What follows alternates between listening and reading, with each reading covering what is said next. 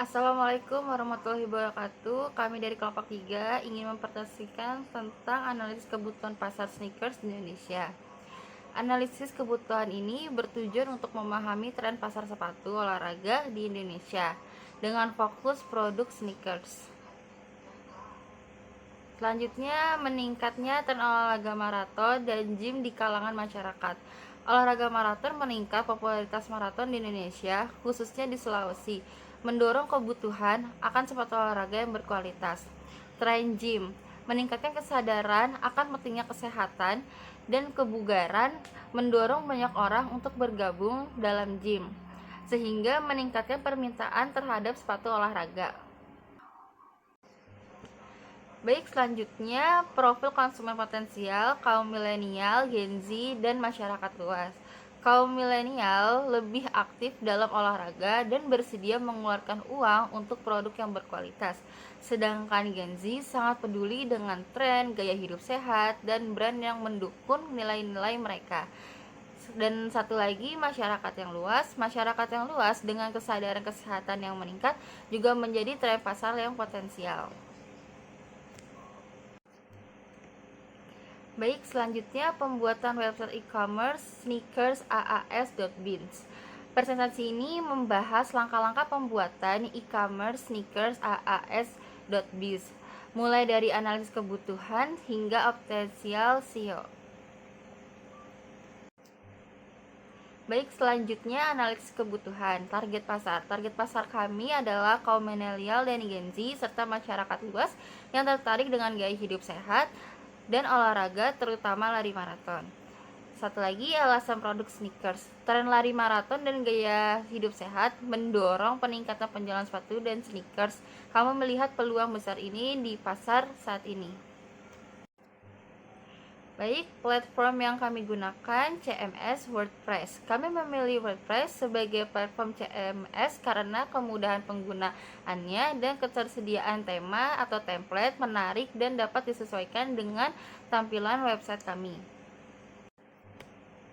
Selanjutnya, domain dan hosting. Domain kami adalah sneakersaas.biz yang merupakan gabungan nama dari nama kami bertiga, saya Alivia dan rekan saya Naila serta Sandra Lesmana. Kami memilih domain ini karena relevan dengan produk yang akan kami jual. Baik, selanjutnya langkah-langkah dari instalasi CMS. Yang pertama, unduh file WordPress 6.6.2 dari situs resmi WordPress. Yang kedua, ekstrak file WordPress yang telah diunduh. Baik, selanjutnya langkah-langkah dari instalasi CMS. Yang pertama, unduh file WordPress 6.6.2 dari situs resmi WordPress. Yang kedua, ekstrak file WordPress yang telah diunduh. Yang ketiga, copy folder WordPress ke dalam folder htdocs di XAMPP. Folder htdocs digunakan untuk menyimpan file yang dapat diakses melalui browser. Yang keempat, buat database baru di phpMyAdmin. Selanjutnya yang kelima, akses WordPress secara offline dengan mengetik https://localhost/wordpress di browser. Yang keenam, ikuti langkah-langkah instalasi WordPress dan isi formulir yang diperlukan. Berikut adalah tampilan dari instalasi WordPress. Pertama, langkah yang kedua, pengaturan awal. Pengaturan awal ini berisi tentang isi formulir, masukkan nama situs dan nama database beserta user dan password. Yang kedua, instalasi WordPress. Klik install WordPress untuk memulai proses instalasinya. Langkah ketiga, login ke WordPress. Setelah instalasi selesai, Anda akan diarahkan ke halaman login, masuk username dan password yang Anda buat sebelumnya untuk masuk ke dashboard WordPress-nya. Oke, langkah keempatnya pengaturan umum. Yang pertama ada site title dan tagline, atur judul dan slogan toko Anda. Yang kedua, WordPress address dan site address. Pastikan URL situs dan alamat situs sudah benar. Selanjutnya ada zona waktu dan zona tanggal. Atur zona waktu dan format tanggal sesuai dengan lokasi Anda. Selanjutnya ada plugin-plugin yang kami gunakan. Yang pertama ada Specta, memperluas fungsionalitas website dengan blok dan feature yang membantu situs lebih cepat. Yang kedua, Starter Template, memberikan akses cepat ke gambar dan Pixabay. Selanjutnya ada WooCommerce, membantu penjualan dan menampilkan produk dengan menarik. Selanjutnya ada Anti-Spam Achievement, melindungi blog dari spam. Selanjutnya ada Checkout Plugin, mempermudah dan melindungi pembayaran kartu kredit. Dan ada Elementor, mempermudah dan menyusun dan menyelesaikan pembuatan situs. Baik, selanjutnya ada konfigurasi pengaturan dasar. Buka menu setting, lalu general untuk mengatur site title, tagline, WordPress address atau URL, site address atau URL, time zone, date format, dan time format. Baik, selanjutnya tema website kami. Tema yang kami pilih adalah sporty karena konsepnya sesuai dengan target pasar kami dan mudah menarik minat dari semua kalangan. Tema ini terkesan simpel namun tetap menarik. Selanjutnya, materi selanjutnya akan disampaikan oleh teman saya, Sandra Lesmana. Terima kasih. Selanjutnya di sini saya akan menjelaskan mengenai konfigurasi metode pengiriman. Kami menggunakan plugin Working untuk mengkonfigurasi metode pengiriman. Plugin ini memungkinkan pelanggan memilih metode pengiriman dan menghitung ongkos kirim berdasarkan lokasi tujuan. Di sini juga terdapat alur dalam metode pengiriman. Yang pertama, pelanggan memilih produk dan menambahkannya ke keranjang belanja. Yang selanjutnya, yang kedua, pelanggan mengisi form pengiriman, termasuk alamat dan nomor telepon serta memilih metode pembayaran. Selanjutnya, yang ketiga, pelanggan memilih metode pengiriman dan sistem menghitung ongkos kirim berdasarkan lokasi tujuan. Yang keempat, setelah checkout, pelanggan menyelesaikan pembayaran sesuai total biaya. Yang kelima, penjual menerima notifikasi pesanan dan mempersiapkan barang untuk pengiriman. Nah, selanjutnya yang terakhir, yang keenam, pembayaran masuk ke dalam langkah-langkah konfigurasi metode pelanggan memilih metode pengiriman dan menyelesaikan pembayaran melalui yang pertama yaitu install plugin Working. Yang kedua, buka WooCommerce, masuk ke dalam setting, pilih ke menu shipping dan shipping zone. Yang ketiga, tambahkan zona pengiriman. Yang keempat, klik shipping method. Yang kelima, tambahkan Working dan konfigurasi sesuai kebutuhan. Yang selanjutnya, yang terakhir, simpan pengaturan.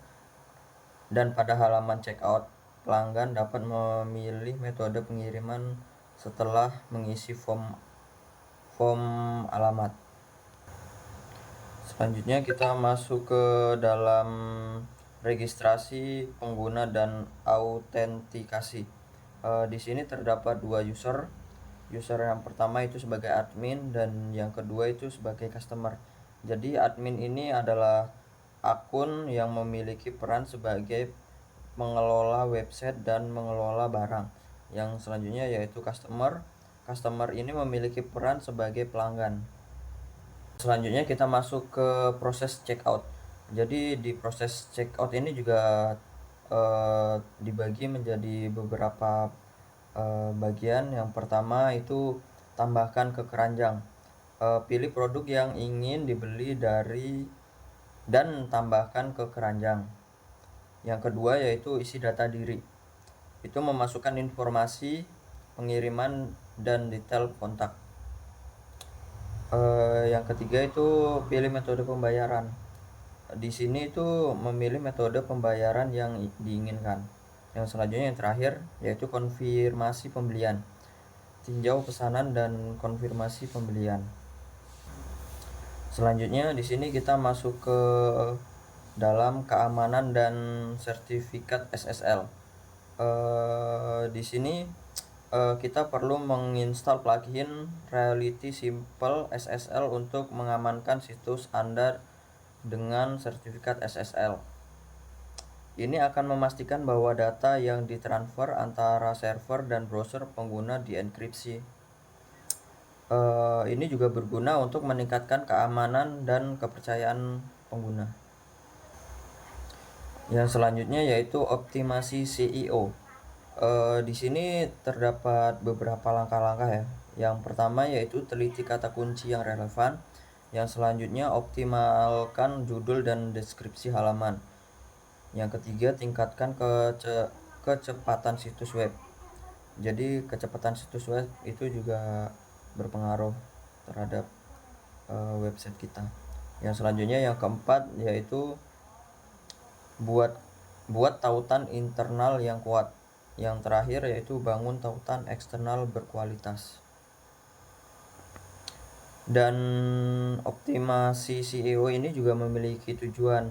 Nah, tujuannya yaitu untuk meningkatkan visibilitas situs web di mesin pencari dan juga menarik lebih banyak pengunjung organik dan juga meningkatkan konversi. Dan selanjutnya kita masuk ke dalam ulasan dan penilaian produk. Ulasan dan penilaian produk ini juga memiliki beberapa manfaat. Manfaatnya yaitu untuk meningkatkan kepercayaan pelanggan dan mendorong pembelian, serta memberikan wawasan berharga tentang produk. Dan desain. Di sini juga memiliki desain tampilan ulasan yang jelas, ringkas, dan mudah dinavigasi. Sertakan rating bintang, teks ulasan, dan opsi untuk membalas ulasan.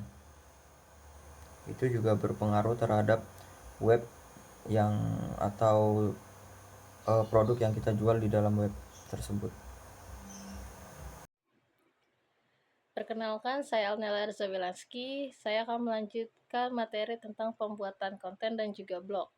Di mana yang pertama kita akan membahas tentang kami atau about us, yang dimana berisikan tentang siapa kita, tim kita, visi misi kita, dan selanjutnya kita juga akan membahas tentang konten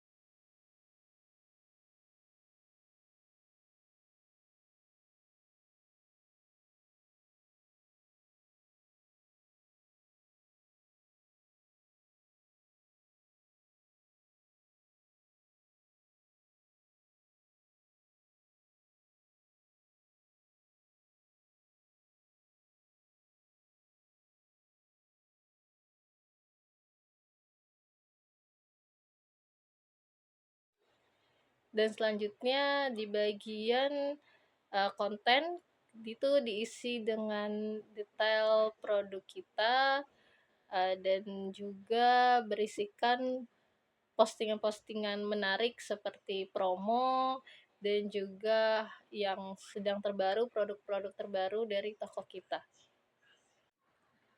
Baiklah, untuk selanjutnya di sini kita akan masuk ke analisis dan juga pelaporan. Untuk di WordPress-nya ini kita bisa mengeceknya di bagian analisis, dan di situ akan muncul dari analisis per tanggalnya atau per tahunnya bisa kita atur sendiri. Dan setelah itu akan muncul grafik atau pendapatan kita sesuai dengan tanggal atau tahun yang kita pilih. Baiklah, selanjutnya itu uji coba dan pemecahan masalah. Misalnya di sini ada bagian atau konten yang terlalu besar sehingga membuat isi dari website kita atau aplikasi kita jadi berantakan. Itu kita bisa mengaturnya atau memperbaikinya dengan cara kita masuk ke dalam sistem dari file manajemen hosting kita, dan di situ akan terdapat kayak my service begitu. Dan selanjutnya itu ada responsif untuk perangkat mobile.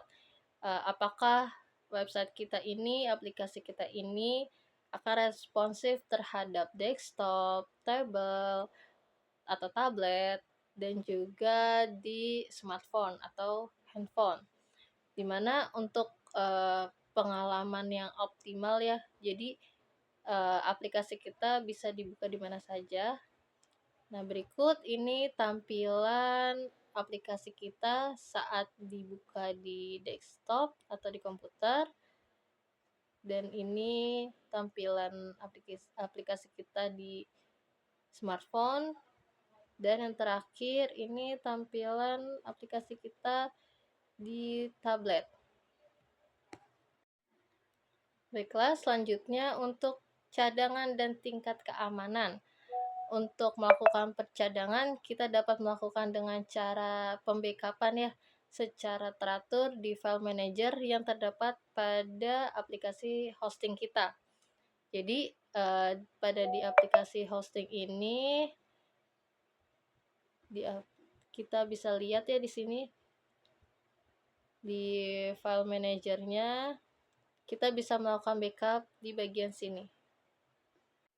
Dan untuk perlindungan, baik untuk perlindungan dari tindak keamanannya, kita bisa menggunakan kata sandi yang kuat dan juga unik untuk akun website kita.